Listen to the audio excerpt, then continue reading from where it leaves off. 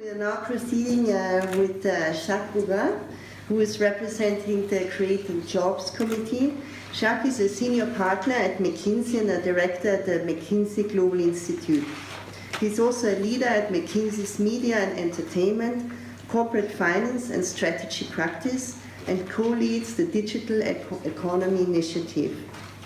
Jacques is a fellow at the Aspen Institute, among others, and co-leads the McKinsey Advisory Board on Media Management at INSEAD. Jacques, the floor is yours.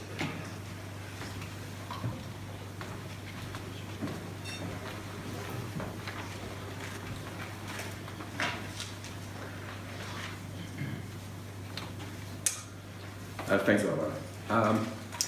Despite being a bit motion sick yesterday, driving from Zurich to St. Moritz, I think it's a delightful city to be in. And obviously, Jan is my colleague, so I'm also quite happy to be here. Now, it's quite surprising for me to talk about jobs. At the end of the day, I'm 52. I'm much more not on the future side of jobs. I'm much more in the declining part of jobs. And on top of that, in McKinsey, I've got, as you can say, 2-3 jobs, plus I've got some teaching professorship. So the concept of jobs is possibly not the same as many people, but possibly the same as yours. This being said, I think talking about job is quite important because job is possibly for most of us one of the key emotional things that defines what and who we are. It's basically the fact that we actually possibly spend more time working than sleeping. We tend to be, stretched and overstretched in work and possibly underslept. And most of the time, what we are is defined by the jobs we have, not only from a financial security in the family, but also from a social stature. So emotion is actually what drives jobs as well. And I think it's quite important as a topic to be tackled by the G20. Why? On top of that, if you look at the different evolutions and the different breakthrough across the years, if you think about the first wave of disruptions, i.e. globalization, obviously on globalization, you see that job was quite emotional. The concept of outsourcing was not a very pleasant concept for many people if you had to live in some of the manufacturing in the US or in Europe, and the fact that jobs were outsourced back to India or to China. If you take the second one, which is actually today happening, which is migration, a lot of the migration issue is not only linked to security, but security of jobs, i.e. a lot of people are possibly voting their feet against migration simply because despite the fact that we all know that the population is going to be aging, in the long term we're going to need these jobs, but in the short term these jobs can be taken mine. And if they're taking mine, obviously, it's quite scary. Again, emotion drives a lot of these things. Now, I want to talk about one more emotional thing, which is the concept of digitization and the fact that more and more, bots, robots, and algorithms are possibly going to be changing the way we work. And obviously, we should be quite emotional about it. If I can get the slide, whoops, got too quickly on that. The same thing happened on the emotion about jobs. Especially in the context of digitization and artificial intelligence. You can see a lot of articles in the press or even in the academics world saying that jobs are likely to be on the line for many of us, not only the blue collar, but possibly the middle management. And on top of that, some companies would not need a CEO to do things. Actually, companies and possibly robots will do it better. So this is a way to look at that. And you've seen, obviously, major outliers, like up to 50% of the US jobs could be on the line because of digitization and artificial intelligence. And some people, even in 1995, Bughin was already saying that actually the job as we know them are actually going to disappear. So there are this stress and emotion about that evolution of work. And again, that's obviously a topic that we should tackle, at least in the G20Y. And the way I want to offer the discussion in our panel and in our brainstorming session here this afternoon is to go back outside of the emotion and try to get the fact base right. And I will just offer you 2 slides to discuss now as a background to discussions we want to have. The very first one is to always to go back in the past. The past is usually not a full, well predictor of the future, but it helps to go back and say, is it something that we've seen before, and are there any lessons to take from that perspective? This is 100 years of jobs in the US, and what it says three important things.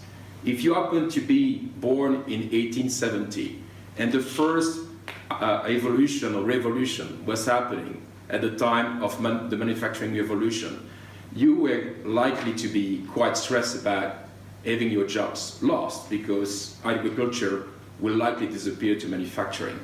In fact, this is where the emotion lies. We tend to be anchored in the present. We don't necessarily look in the future. But what happened in that revolution of manufacturing is that jobs continue to grow. And that's what you see on the left-hand side of the slide. Total employment continue to go up. And the reason why it did go up is because people continue to innovate, people continue to grow. And when the output is growing, obviously you need possibly machinery, equipment, but also people to be employed. So first observation is that it's no longer to think about job in a state of it's me or somebody else, i.e. a robot or a software that's going to have artificial intelligence. It's also about, is this new wave going to create new outputs, new products, new services that will require more jobs? That's what the history tells you. The second thing that history tells you is in the middle. In the middle, what you see is that there have been major shocks in the labor market. And one that I upload obviously quite nicely, it's obviously the fact that for the first time in that century, we saw a shift from male participation to women participation. That's a big shock. That shock obviously could have the potential to double the labor force, likely much bigger than any shock of technology that we see today. And we did it. And I argue we did it for the best. Now, again, the same thing, you see that manufacturing, even if it destroyed some of the markets of agriculture, is actually now going down, and the world is moving into services. So again, the second learnings from the past is that let's not look at whether we're going to be displaced, but what kind of new jobs and new types and how jobs will evolve. And it's an important question to have. The third one, which this chart is telling you, and maybe that's the one that I'm not quite sure that is a good predictor of the future, is the right-hand side. The right-hand side is the labor share, i.e. how much of the growth actually went back to you as an employee. And what you see is that the wage share was 60%, and it's slowly going down. So that means that more and more machines or shareholders are taking more. And what you see is that in the recent years, these trends start to continue, despite the fact that, as we just mentioned, interest rates are going down. That means that the return on capital employed is possibly going up, and in one way you should have expected the wage share to go slightly. So the point here is to say, maybe job will be there, maybe job will be very different, but maybe, yes, at the end of the day, we'd have to compete against machine. So let's go back to that one as a second point. The very first one is that we're not talking about machines like we've been talking about classical equipment machines. More and more, what you see today is not what you're going to get tomorrow. The fundamental point is that more and more, big data, digitization, cloud, and every of these technologies are actually pushing towards much better artificial intelligence. And again, you have to realize that. The fact that you have IBM Watson, who has possibly a great breakthrough, but again, that robot could beat me on chess, but cannot do vacuum cleaning. He could do one thing. So it was pretty clever in one way, but pretty narrow cleverness. He could not do a lot of things that I could do. On top of that, today you see what DeepMind has done with Google on the Go game. The Go game is much more complex than any chess. Why? Because in chess you can beat something very easily as a human, because the more you go to the end of the game, the less possibilities, the fewer possibilities you have to basically combine. On Go, the more you play, the more combination you have, much more complex. But for the first time, we saw DeepMind beating a human. That breakthrough is fundamentally much bigger than anything that you have seen on IBM Watson. And again, it's based on what we call artificial general intelligence. The second thing is that it's no longer about physical robots with intelligence. It's obviously the world is moving from physical assets to digital assets or software. And today, most of what we do on the web is actually driven by software. Anytime you search and you do queries on Google, the optimization engine behind that is such that it gives you a list of links, and all these links are obviously based possibly on your past behavior, and it's actually a guiding principle based on artificial intelligence. So those tools are becoming much more efficient.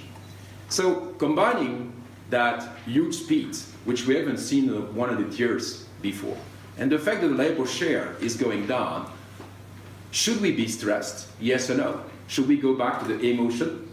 Yes or no? My point again, as a way to introduce the topic of discussion about the future of work, is the following. My point is that if we want to think about the future of work, we're going to have to rethink completely the inside of what we believe work is. And today, the fundamental discussion that we should possibly push is not about the future of work itself, but about the orthodoxies behind the work. In fact, today, we have been tempted by a model, and the model has been the one which has been very successful because it created a lot of jobs for us to be employed. But in fact, if you look at the different elements of it, we start to see many things that could break through. And these things are not going to stress you. They are possibly going to give you a lot of degrees of freedom to think differently about the future of work. Let me take 2 or 3 of them, and then we stop. So first of all, remember the 45, 47 jobs going to be on the line, the highlight of the Oxford study. Our own work in McKinsey tells you that, watch out, this is not true. The reason is that people are mistakenly taking a job as being a job. A job is an aggregation of tasks. And in fact, yes, a lot of tasks will be displaced and changed. But if you look at the aggregation of these tasks, and you look at the future of job, you come to the conclusion that barely 8 to 10% of full jobs will have a likelihood of 80% of being displaced. What will be displaced is some of the tasks that you do into your jobs, and that's likely to be 50% of those, but still, you will work differently. Second point is that when we talk about work, we tend to think about work as me working for within a company. Well, what we see since 2 to 3 years in the UK and the US is obviously a rise of self-employment. And it's not self-employment driven by the fact that you have no job or no possibility of jobs within firms. Is that strikingly enough, 30% of us, when we ask in reality, do you like your jobs? 30% of us say, no, we don't like it, we don't like our boss, I don't think it's great. We love to get creativity, we want to have degrees of freedom. And in fact, digital platforms that are starting to happen like Uber and the like are offering these jobs. And in fact, our analysis shows that 70% of self-employment growth in jobs that we've seen in the recent past in the US and Europe, it's actually driven by people saying, I want these jobs, I don't want to work into big companies. Another one, as an orthodoxy we know very well in Europe, unions. Unions were there to defend us. Well, as you can see, the labor share has been declining. On top of that, the number of people being unionized has been declining that far. So that means that people don't believe that the representation of unions is actually quite effective. And in fact, as a story, or a simple story to have, people are moving from union to communities. I will give you a simple example. I was struck when I was in San Francisco last year in September, seeing all these people across the streets of my hotel. And these people were actually people, they are fruit pickers. And the way fruit picking works in the US is very simple. You go on the street, you pray that somebody, a truck from one of these fruit company will stop by, you go into the truck, you go to the field, you negotiate your salary, and maybe you got a job for 8 hours, 10 hours, 12 hours, and the next day you don't know. Well, what's happening today in San Francisco is that all these guys being alone on the street are actually bundling themselves into one workforce through an app. They basically decide where they want to go, and they basically negotiate the salary up front to an online communities and go and do fruit picking. So we see a movement from union to communities. I stop here, but this chart tells you there are 10 orthodoxies that we need to be at least trying to challenge, and hopefully from that emerge a great future of work. Thank you.